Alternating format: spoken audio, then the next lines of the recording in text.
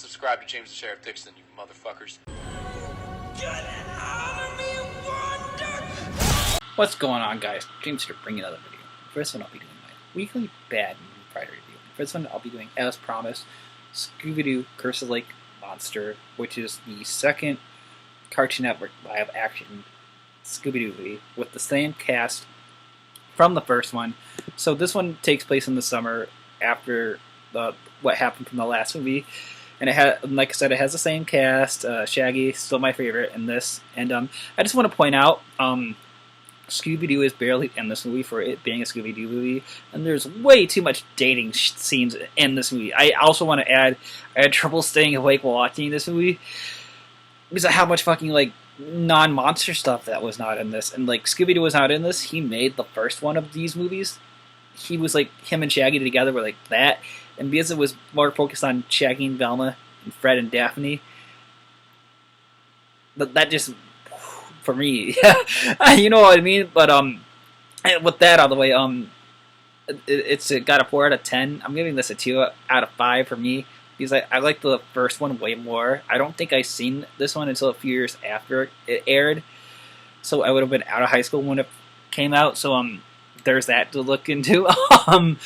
But yeah, like I said, so the story is the gang get summer jobs, and then their place turns out to be haunted. They work for Daphne's uncle at a resort, who later on gives them money to fund their fucking mystery company, and that's how that's where this movie ends, is them getting money funding from Daphne's rich uncle.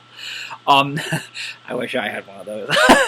But I don't think I'm looking for a budget, and I am not seeing one because, again, a live action Cartoon Network TV movie. There wasn't any budget for the Ben 10 movies either, so okay, alright. So yeah, that was the story. Velma at some point turns into an evil witch. Yeah, because the part of the story is they go to Lake Erie, and it was cursed by some witch, and Velma finds some moon rocks, and she gets cursed by a witch because of the moon rocks.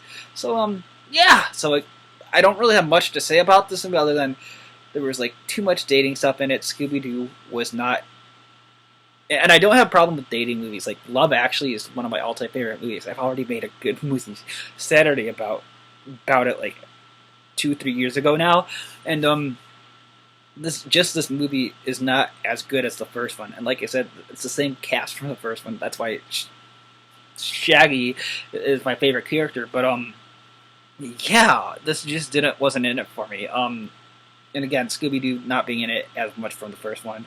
Don't know if it was a budget thing because he was animated, but he just wasn't in it as much. So I guess without repeating myself, I will show you guys the clips that I thought best represent this movie. I'll be right back again, and I'll be right back again in a second. See y'all in a second. Time for a midnight walk. A what? A midnight walk. Hello. Ruffled sandwiches, a rag of ribs, ruffled rotors. A what? Oh, just follow me. Just my luck. I've had a talking dog, and I can't understand a word he says.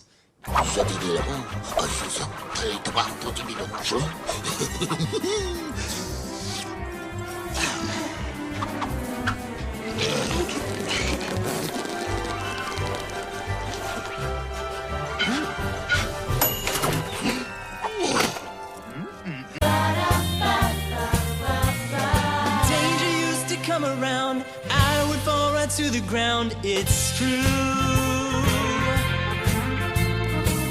But now that I can see your face, well, I can stand up to anything.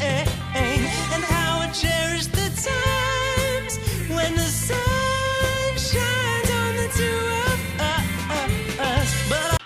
So yeah, those are the scenes that I thought best represented this movie. And again, I think Shaggy and Velma's thing were way better than Fred and Daphne's. Oh, I have to add that there was towards the end of the movie, I felt like I was having a fever dream because there was a whole like 5 or 10 minute thing where they were just playing like 70s, 60s disco fucking music for the last like 10 minutes of the movie until it rolled into the credits after all the story was wrapped up. I was like, "What the fuck is going on here? Am I having a fever dream?" And there was just like legit, just straight 10 fucking minutes of a. And it started with Shaggy singing one of Velma's favorite songs.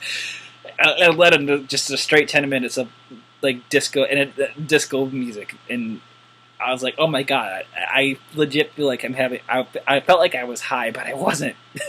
But that's all I had to add because I felt like I was having like let's just say this, an out of body experience, but I was not sleeping. So yeah, I guess with that, I will show you guys what I have in store for next week's Bad Movie Friday, and I will be right back, everybody. See y'all in a second. Well, I still think it was a ghost. A fire ghost! Boo! Arg! We're going to be doing the movie Daphne and Velma. Oh boy. Yeah, we're going to be doing that one. Yeah, I guess that's James saying, if you like, please like and share for more. This is James saying, peace. I'll let Brandon Rogers take me. See you on the next one, everybody. Right. I just want to shout out an amazing channel, James the Sheriff Dixon. Oh, he's such a great guy, and he is super cool for coming to the show. I'm glad I got to meet him in person, and you should subscribe.